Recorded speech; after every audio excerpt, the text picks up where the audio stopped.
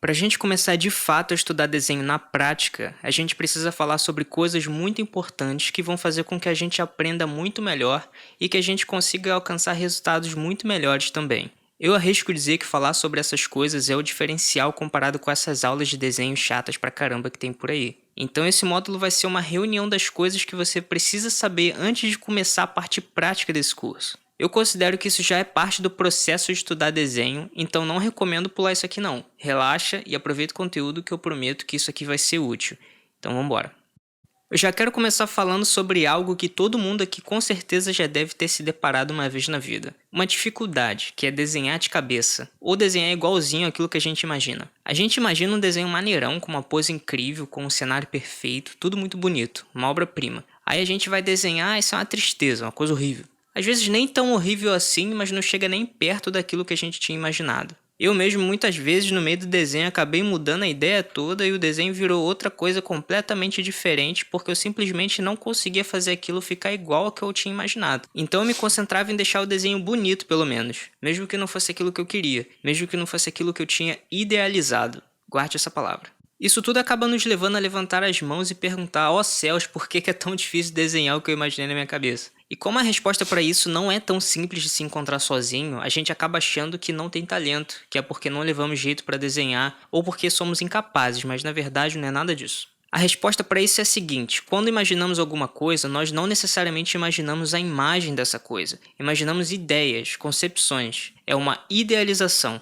É por isso que eu falei para guardar essa palavra. Isso é muito abstrato para se explicar desse jeito, e eu não sou nenhum especialista em nenhuma área que estuda o funcionamento do cérebro humano, mas a questão é que o nosso cérebro faz ligações entre ideias, conceitos e memórias visuais. O nosso cérebro é mestre em armazenar informações, sejam informações visuais, sonoras, nós conseguimos lembrar de como é um cheiro, um sabor, qual é a sensação de tocar em um tipo de superfície. O nosso cérebro é ótimo nisso.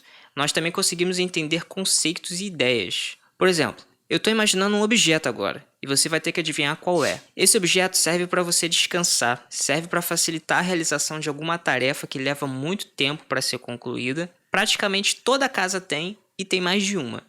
Você deve ter adivinhado que é uma cadeira, mas a parte interessante disso tudo é que mesmo sem eu ter dado descrição nenhuma da aparência dessa cadeira, você imaginou uma imagem de uma cadeira, certo?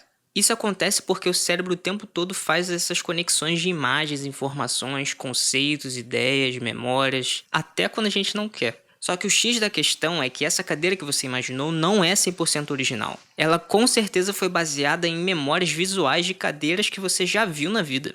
E mesmo que você elabore uma cadeira que aparentemente não tem nenhuma igual por aí, você só consegue chegar nessa conclusão porque você usou informações menores que já existiam antes, para poder montar um todo na sua cabeça. Como se fosse juntando pedacinhos de ideias, conceitos e memórias visuais para poder chegar em uma terceira coisa diferente. Você pensa no material que a cadeira é feita. Pode ser ferro, plástico, madeira, qualquer coisa que seja resistente o suficiente. Depois você imagina a cor, depois você imagina o formato, o tamanho e por aí vai. E não significa que as coisas aconteçam nessa ordem, pode ser que você imagine tudo isso junto, mas são coisas separadas, entende? Percebeu como a gente foi imaginando etapa por etapa?